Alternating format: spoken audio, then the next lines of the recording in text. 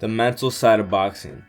So I put up a poll on Instagram and asked my followers to request any questions, and this one was I thought was a really good one. But I'm really just going in order.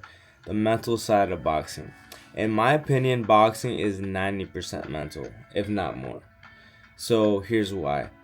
Boxing, um, there's a certain level of discipline and work that you have to put in order to develop this mindset of actually even becoming a decent, not even a successful boxer, a decent box, like a mediocre boxer. Uh, so if you can get past that, then you can get into like the higher levels. But like boxing is not 90% mental because if your head isn't on straight, you could be in the best shape of your life, like the best shape, rock hard abs. You're shredded. You're like in the best shape. You can run for miles without end.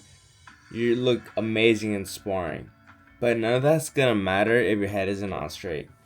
This could be for multiple reasons. Maybe something's going on with your family. You just went through a breakup. You lost a job. I don't know. It could be anything. It doesn't matter.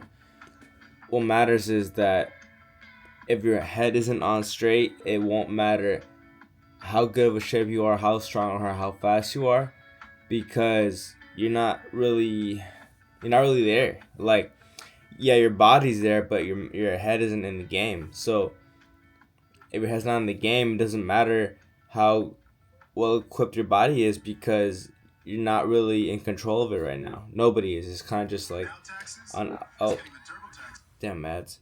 It's kind of on it's an autopilot basically. So if you're on autopilot, being on autopilot in a fight is a very dangerous thing to be on autopilot for. I mean, you can be on autopilot. I don't know, maybe on other things, but combat sports, that's just not one that you want to be part of.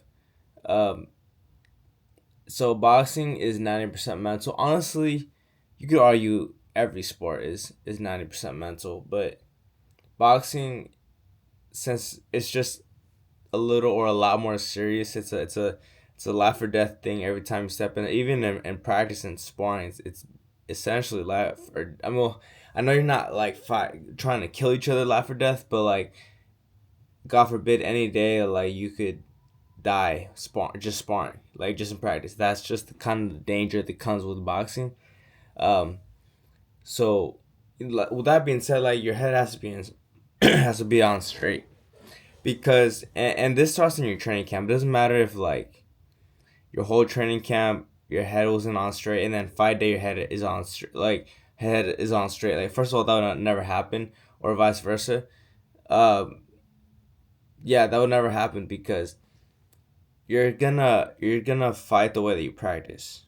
Like you're just gonna fight the way that you practice. Like it is what it is. Like whatever you did while you were in training camp, don't expect any more. Maybe like don't expect more than so if the whole training camp you were fighting at or sparring at 70%, don't expect any more than 80% come fight day.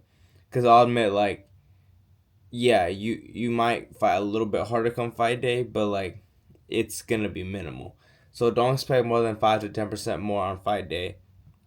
If you're averaging 70% on sparring day, um don't expect anything more than like a 75 to 80% on fight day because your head has to be on straight, not just for the fight, but for a whole training camp. This the reason why is because if your head isn't on straight and you're just practicing in this I guess this like autopilot state, like you're averaging 70% on everything, your speed bag, your bag work, sparring especially, um you're I don't know, just everything, like you're not even running as fast, you're running at 70%, like that's going to turn into that's gonna translate into what's gonna show up come fight night, because you're gonna fight the way that you practice. Like, I mean, that's so simple. Like, I'm sure I don't have to explain that. Like, you've been practicing one way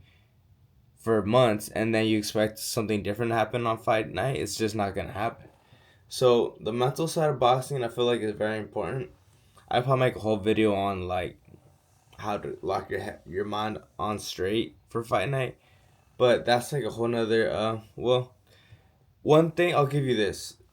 Like one thing you should do though, before fight night, to like really get your mental on. Well, not even before fight night. Like you should be doing this months before. Um, I mean, it's different for amateurs and pros. Well, for pros, like 9 times out of 10, you're gonna find some tape on the guy you're gonna fight. For amateurs, you might not. So the big difference is like for me, like when I'm gonna fight somebody, I watch their tape over and over and over, like every night. But like as soon as I find out who they are, obviously I can't watch somebody I don't know who I'm gonna fight. But let's say I have a fight in 2 months, and then yeah, a fight in 2 months. I'm gonna watch as soon as I find the video. Of course, I'm gonna probably take a few days, maybe a week to find the video. But once I find the video on my opponent, I'm gonna watch that just one time. I mean, I can watch more if I want to, but like I'm gonna watch. I'm gonna just watch and I'm gonna watch, and every time I watch it again, I see something different, or I see something I didn't see before, and then I'm like, oh, he does this when he throws his jab. Oh, he drops his hand when he does this. Oh, like there's an opening right here when he does that. So every time you're gonna see a little bit different. And what does that have to do with the mental side of boxing? Um, if you mentally already like pictured find this guy, because yeah, you literally have like a what's it called, you have video of this dude fighting. So like if you already put it in your head like a visual of like what this fight's gonna how it's gonna end up, like you know you're fighting a shorter guy, okay, I'm gonna this is what I'm gonna do, or you're fighting a taller guy, okay, this is what I'm gonna do. So let's just assume you find tape, you wanna study that tape just once a night, and you just want to watch and you just want to see like what they do. And this has to do with the mental side because again, once you know what they're gonna most likely do, it's not for sure obviously, but most likely what they're gonna do, their tendencies, you're gonna well equipped, and then you can create this visual picture in your head. Okay, he's gonna do this, I'm gonna do that, he's gonna do that, I'm gonna do this. And then that comes with the mental, because once you've already practiced that in your head, you've already won the fight. You already won the fight 100 times before you won it in real life. So when you show up fight night, it's not your first time. You've been here before. You've been here plenty of times actually, um, and that's like a really big piece. I might have. Well, I didn't steal it from Kobe, but I think somebody. I don't know if it's Kobe. Somebody. I mean, I'm not the only one. Like I'm not the first one to do it. There's a lot of famous athletes that use this method, and studies show, and don't quote me on this, but studies show that if you practice something like in your head, like for example, if I practice, I close my eyes, practice like shooting a 3 pointer, like 100 times in my head, and then I go shoot a 3 pointer, I actually might improve a little bit. Like it's like almost like if you actually went and practice. So that's what that does. So basically, you wanna like your head's gotta be on straight.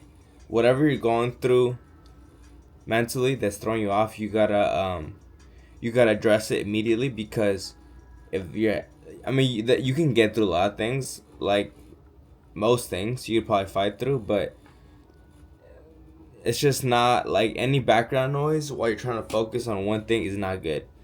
So you gotta shut all that background noise down, and you have to basically, if there's a like a big underlying problem, you have to, hopefully you can fix it, God willing. Maybe it's a conversation you have, maybe it's ability pay, I don't know. If possible, make it go away. I know that's way easier said than done, but if not possible, find a way to at least temporarily become at peace with it. Like, hey, like this is annoying, this is happening right now, but it's not important right now. Right now, what's the only thing that matters is this fight and me win this fight. Because once I win this fight, I'm gonna come back happier and I'll be able to address the problem in a much happier mood. But if I lose this fight, I'm gonna come back to an even worse situation. So that's what you gotta think about it. You gotta really prioritize mentally the fight game. or just like the fight in general. Because if you don't, again, you're gonna have a bad night. You're probably gonna lose. Um, Out of 150 amateur fights, I didn't win all of them. That's how I know. I won most of them though. But the ones that I didn't win, like my old coach. Here's one thing I'll give credit to him for.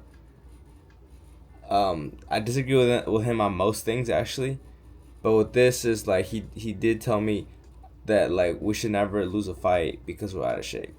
Like that should never be a reason you lose a fight. You can lose a fight because the guy is better than you, because the guy has more experience than you, has been put in more time than you. Like maybe they started like 3 years before you or something, or 5 years before you, something like that.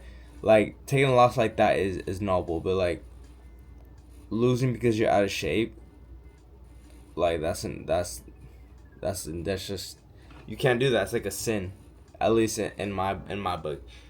Um, I'll never lose a fight because I'm out of shape. So my physical is always gonna be on point. I just gotta make sure my mental is always on point, which is something that any boxer should do. Um, that's it, man. You just gotta the mental side of boxing is very big. If you're gonna have a fight, for at least for amateurs, sometimes you don't find out until like you'll find out the week of. Like you just gotta always be ready. You could, let's say ideally you find out 2 weeks before. Okay, you find out you're gonna find 2 weeks, or let's say you find out, yeah, 2 weeks, whatever. Let's say you're gonna find out in 2 weeks. As soon as you find out, try to find film on your opponent. I know a lot of people say like, oh, don't watch it because it's gonna freak you out. Like, no, fuck that. You have to watch film on your opponent because, like, why would you leave all that money on the table? Why would you not watch it so you know exactly what to expect? And they might not fight exactly like that, but like everyone shows their cards when they in a fight. Like it's a fight. Like you're gonna show your cards because you're fighting for your life right now. So study your opponent. Do that once a night. For at least every day for 2 weeks before your fight, and then also after you watch the film, close your eyes before bed and just like visualize yourself like um fight. You go into the ring. You touch gloves. The ref says box. You start boxing. Boom. You start throwing punches. Go back to the corner. Do it again. Go back to the corner. Do it again. And then like even the whole time your eyes closed, and then you keep your eyes closed. Like visualize yourself getting your hand raised, and then that's it. So do that for 2 weeks. Do it 2 weeks before, or do it as soon as you find out. Because in amateurs you find out like super. You could even find out like 3 days before. Um, for pros, same thing, but a lot longer. Like we could find out 2-3 months before. So for those 2-3 months, I'll watch the tape, and again every time I'll see something different.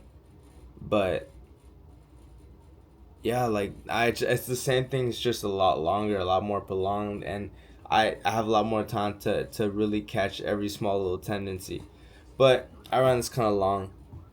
Make sure your mental's on straight because boxing 9% mental. That's all I got.